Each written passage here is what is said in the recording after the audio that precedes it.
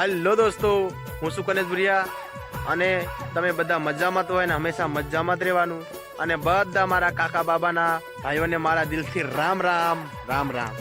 તો દોસ્તો ખાસ કરી વિડીયોમાં એન્ડ સુધી બન્યા રહેજો કે થોડીક ચર્ચા કરવાની છે આપણે, જેથી કરીને બે ત્રણ લુખા છે આપણા સમાજને ગાળો દેવાવાળા, એ તો કદાચ તમને ખબર બી પડી ગઈ છે કે ખોટી રીતે ગાળો દઈ રહ્યા છે.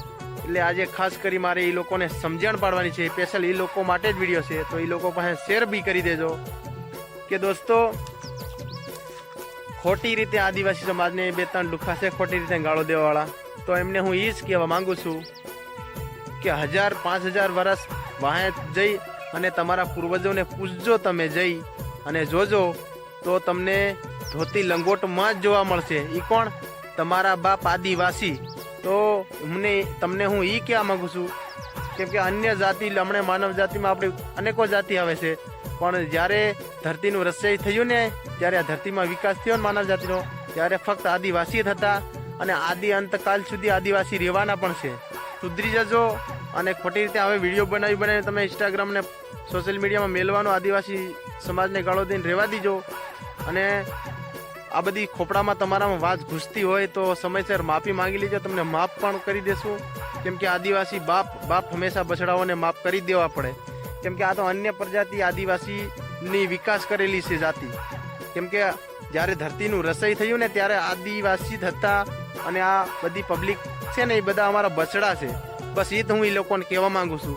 તો ખાસ કરી દોસ્તો વિડીયો બધે લોકો સુધી શેર કરી નાખો, કેમ કે આદિવાસીથી કોઈ મોટું છે જ નહીં આ દુનિયામાં.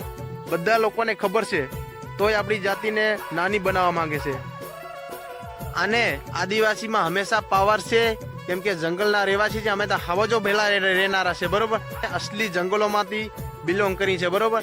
તો કાયદેસર તમે માફી માંગી લેજો.